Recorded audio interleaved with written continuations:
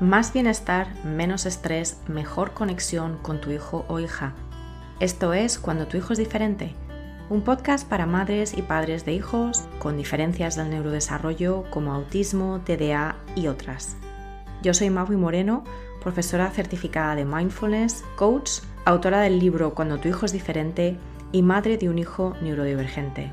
Aquí encontrarás herramientas, estrategias y consejos prácticos para disfrutar de tu vida y de tu maternidad y para apoyar a tu hijo o hija en su desarrollo. Hola y bienvenidos al episodio 127 del podcast Cuando tu hijo es diferente.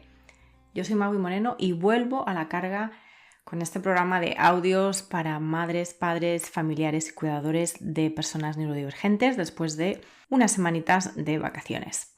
Así que aquí estamos ante un nuevo curso escolar y sobre el tema del episodio de hoy recibo siempre muchas preguntas y es el tema de las funciones ejecutivas. Te recuerdo que ya he hablado sobre esto en los episodios 72 y 105. En el 72 enfocado en cómo entender el uso de funciones ejecutivas en su aplicación para las tareas del hogar y cómo involucrar a nuestros hijos para que colaboren en ellas. Y en el 105 hablando de metodologías innovadoras en la escuela en torno a el desarrollo de funciones ejecutivas.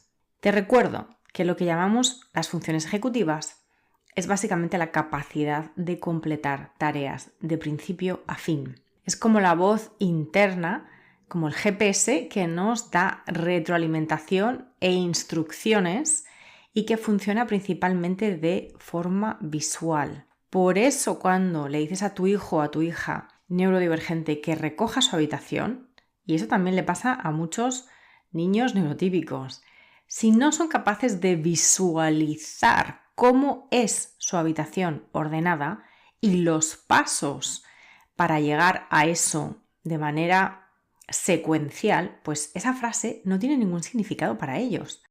Repetírselo 1000 veces no ayuda y es contraproducente de dos maneras. Primero, porque te causa frustración y también frustración a tu hijo o hija y encima acaban con el San Benito de que son unos desordenados. Y segundo, porque también nuestros hijos se vuelven dependientes de que se lo recordemos constantemente. Necesitan como esa motivación extrínseca de otra persona que les diga que eso es lo que tienen que hacer. Las funciones ejecutivas tienen que ver con tres áreas a grandes rasgos. La memoria de trabajo del cerebro, que es la memoria a corto plazo que nos permite mantener un paso o una tarea en la mente mientras trabajamos en otras cosas asociadas a esa tarea. También tiene que ver con la flexibilidad cognitiva, que es poder parar, evaluar y decidir cómo hacemos las cosas, cómo estamos haciendo las cosas y si hay otra forma de hacerlo según la tarea concreta y según la situación concreta. Y por último, el control inhibitorio, que es básicamente la capacidad de controlar nuestros impulsos y las distracciones que tenemos en el entorno cuando estamos realizando una tarea. La regulación sensorial es un requisito, es un prerequisito de las funciones ejecutivas y esto es particularmente importante en las neurodivergencias porque, en general, si estamos desregulados, nuestro cerebro está en modo supervivencia y no vamos a tener acceso a los recursos y a los procesos neurológicos de nuestro cerebro que nos permiten enfocarnos y aprender y realizar tareas. Y esto es así para todos los seres humanos, independientemente de su neurotipo. ¿O es que tú eres capaz de concentrarte y hacer un trabajo que te exige atención y que te exige varios pasos cuando estás cansada o cuando estás irritable por lo que sea? ¿Verdad que no? ¿O verdad que no también? Pues con nuestros hijos neurodivergentes es lo mismo, pero en su caso es más probable que se desregulen sensorialmente por ruidos, luces, sensibilidad al tacto, que son las famosas etiquetas estas de la ropa que molestan, ¿no?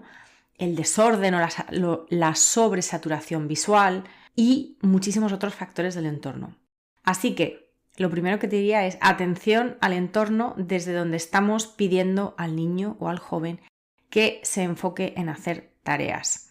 Hay entornos que no controlamos, como por ejemplo en la escuela, porque no somos nosotras las que decidimos cómo está decorada y cuántas cosas hay en las aulas, pero hay entornos que sí, como por ejemplo nuestro hogar y las habitaciones de nuestros hijos.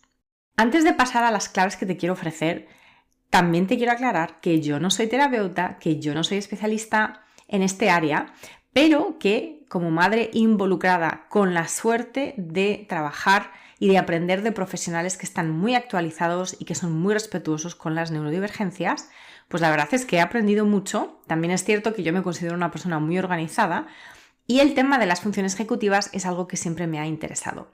Así que parte de todo esto es lo que te brindo aquí. Y estas claves que te voy a dar, muchas de ellas son del libro de Paula Moraine, Las funciones ejecutivas del estudiante. Aunque la mayoría son para niños más mayores o para jóvenes, algunos de estos puntos se pueden igualmente aplicar a niños más pequeños con las modificaciones pertinentes, sobre todo a nivel de tiempo. Así que vamos a hablar de 8 aspectos. Lo primero, empezar por los puntos fuertes. Lo segundo, cambiar una sola cosa cada vez. Lo tercero, empezar por ayudar a nuestros hijos a determinar lo que es importante. El cuarto punto es utilizar contenedores y decisiones de poner atención. El quinto punto es escoger o ayudarles a ellos a escoger la mejor manera de procesar la información y de apoyar a su memoria. El sexto punto es ayudarles a que se conozcan mejor para organizar las demandas que les llegan a nivel académico, en casa. El séptimo punto es utilizar la visión previa y la revisión. Y la visión previa es esto que comentaba antes de visualizar cuál sería el resultado final. Y lo último, de nuevo, es daros algunas ideas sobre apoyos sensoriales, de tipo sensorial. Así que a veces la parte sensorial puede ser un impedimento, pero a veces también lo podemos utilizar como un apoyo a las funciones ejecutivas. En este episodio vamos a enfocarnos en las primeras 4 claves y en el episodio siguiente nos enfocaremos en las otras 4, ¿vale? Para no daros demasiada información de golpe. Así que vamos al lío. El primer punto es trabajar siempre desde los puntos fuertes, porque todos tenemos puntos fuertes. Y de hecho te animo a que tú misma, tú mismo, como madre, padre, a que escribas en una lista los tuyos. Y esto es un buen ejercicio hacerlo como padres, porque de esta manera también podemos ayudar a nuestros hijos con el suyo. Aquí la idea obviamente es que ellos identifiquen sus puntos fuertes y que lo hagamos de manera conjunta. Y podemos modelarlo haciendo nuestra propia lista primero.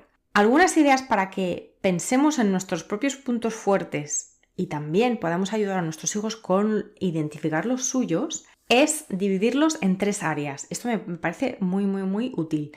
Pensamiento, sentimiento y acción. Entonces, por ejemplo, te voy a dar algunos ejemplos. Pensamiento, ayudar a nuestros hijos a que identifiquen cuáles son sus asignaturas favoritas. No se trata de evaluar cómo van en ellas, sino qué es lo que más te gusta, en qué sobresales por tu propio interés, qué son los temas que más te gustan. Y de esto también podemos muchas veces hacer acopio de los famosos intereses o pasiones de nuestros hijos neurodivergentes. Con el sentimiento, pues algo así como yo soy un amigo muy leal o siempre digo la verdad. Con la acción, por ejemplo, algo así como prefiero hacer un proyecto manual a escribirlo en un papel. O aprendo mejor haciendo las cosas. O puedo tomar buenas notas, pero necesito dibujar y garabatear durante ese proceso de tomar notas, ¿vale? El segundo punto es cambiar una sola cosa cada vez. Porque lo que nos suele pasar a los padres, pero también a los educadores, es que hay como toda una serie de asuntos pendientes, ¿no? De quejas sobre lo que hace mal el estudiante, nuestros hijos, lo desorganizado que son, que pierden los apuntes o que pierden los deberes y no los entregan. Pedir a una persona que cambie una larga lista de cosas que hacen mal es una tarea imposible. Y yo creo que es importante enfocarse en que nos cambiemos, podamos y nos enfoquemos en cambiar una única cosa en cada momento. Entonces, algunas ideas de pequeños cambios que se pueden hacer. Pues, por ejemplo, decidir colocar la mochila en el mismo lugar todos los días. Tener una sola carpeta para las tareas de la casa, por ejemplo. O preparar el material para la escuela la noche antes. O utilizar, por ejemplo, rotuladores de colores para tomar notas de diferentes colores. Irse a la cama media hora antes, las noches en las que al día siguiente haya escuela. Y esto sé que es un tema muy emotivo, ¿no? Pero tomar estas decisiones de manera consciente, hablarlas con nuestros hijos. El tercer punto es que al final con las funciones ejecutivas estamos hablando de decisiones de dónde ponemos la atención, tanto nosotros como nuestros hijos. Entonces aquí es muy útil utilizar la palabra contenedor. Es un contenedor, es como un tiempo en el que decidimos que vamos a poner nuestra atención en una tarea. Esto hay que hacerlo explícito y hay que tomar decisiones que sean cortas en el tiempo y esto va a variar.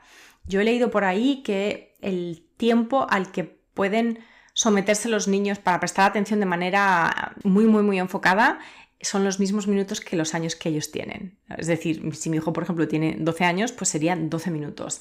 Ese sería como su capacidad máxima de prestar atención a una sola tarea de una manera muy enfocada. Entonces, lo importante es que trabajemos por periodos cortos, que pidamos a nuestros hijos que trabajen y que se enfoquen en periodos cortos, que tomen descansos, que vuelvan a retomar después de haber tomado un descanso, aunque sean de 2 o 3 minutos. O sea, trabaja corto, trabaja 10 minutos, toma un descanso y vuelve. Hay que buscar lo que mejor nos funcione, tanto a nosotros como adultos, como a nuestros hijos. Nadie sabe mejor que la persona que tiene que tomar esta decisión de poner atención lo que le funciona. Y la gran dificultad aquí es que muchas veces tenemos que apoyar a nuestros hijos porque digamos que ellos no tienen esa capacidad de autoconocimiento y su comportamiento es en realidad la manera en la que nosotros como padres podemos tomar este tipo de decisiones, de qué es lo que les funciona mejor a ellos,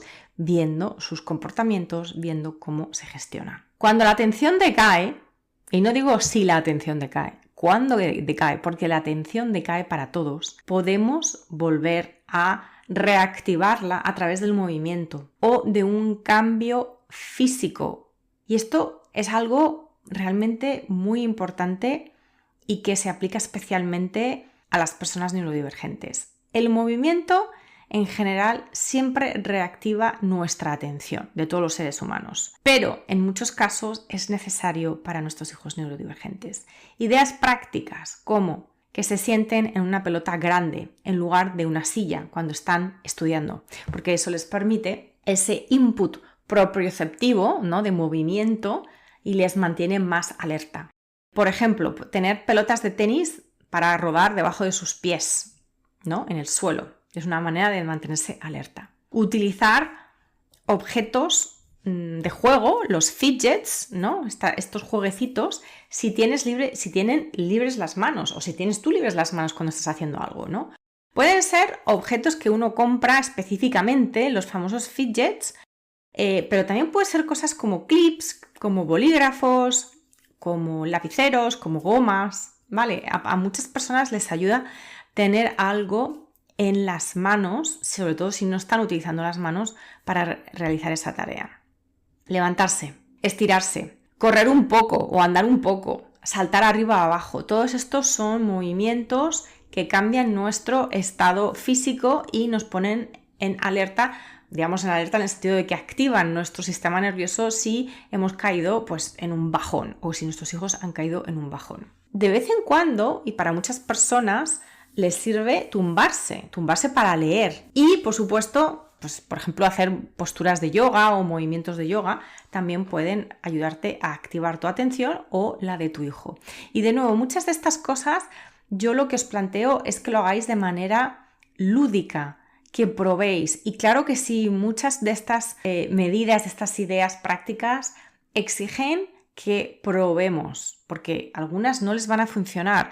Si tenemos un perfil sensorial, vamos a poder tener un menú sensorial dado por una terapeuta ocupacional especialista en integración sensorial que nos permita entender mejor qué tipo de input, cambios o estimulaciones en el entorno o con el cuerpo les van a funcionar mejor a nuestros hijos. Y el punto número 4 es ayudar a nuestros hijos a determinar lo que es importante. A nuestros hijos y a nosotros mismos, porque de nuevo muchas veces empezamos la casa por el tejado. Esto es, antes de pasar a la acción, esto es importante.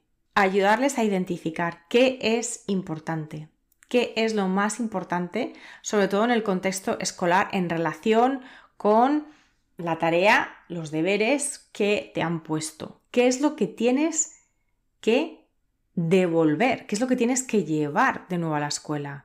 ¿Qué es lo que se espera de ti? En muchos casos hay situaciones en las que los niños o los jóvenes no entienden realmente qué se espera de ellos, no entienden cuál es el resultado final de lo que tienen que hacer. Y es muy difícil visualizar ese resultado si no entiendes qué es, cómo se ve, qué es lo que se espera de ti. Así que es muy importante ayudarles a determinar qué es lo relevante, lo importante en la tarea que están realizando. Esto es muy importante, en realidad esto es una habilidad esencial en la vida diaria de cualquier persona, que es la determinación de la relevancia y de lo importante. ¿Qué es prioritario, no? Y de nuevo, para muchísimos niños neurodivergentes necesitan un apoyo con esto. No solamente decir tienes que hacer esto, sino explicar. Y muchas veces, y por supuesto si hablan o tienen métodos de comunicación aumentativa y alternativa, conversar, hacerles preguntas. ¿Qué piensas que tienes que hacer en este caso? ¿Cómo sabrás cuándo has acabado? ¿Cómo se verá lo que tienes que hacer cuando sientas que has acabado? Vamos a hacerlo juntos, vamos a pensar juntos cómo llegar a este punto final. Esto, por supuesto, exige que nosotros tengamos la presencia y la paciencia de ayudarles a llegar a esta determinación de lo que es importante poco a poco de manera autónoma. Claro, que no tengamos que ser siempre nosotros los que les digamos lo que tienen que hacer o lo que se espera de ellos. Pero, de nuevo, es un proceso de aprendizaje y lo que tenemos que hacer es ayudar a nuestros hijos modelando o ayudándoles, haciéndoles preguntas y sentándonos junto a ellos para establecer qué es lo que necesitamos hacer. Y esto me refiero sobre todo a las tareas académicas, a las tareas escolares. Pero bueno, ya sabéis que en el episodio 72 os hablo de cómo esto también se aplica a las tareas del hogar. Si no sabemos a dónde queremos llegar, es decir, cuál es el resultado final de lo que necesitamos hacer, pues es muy difícil que podamos planificar en reverso los pasos que se necesita llegar a eso.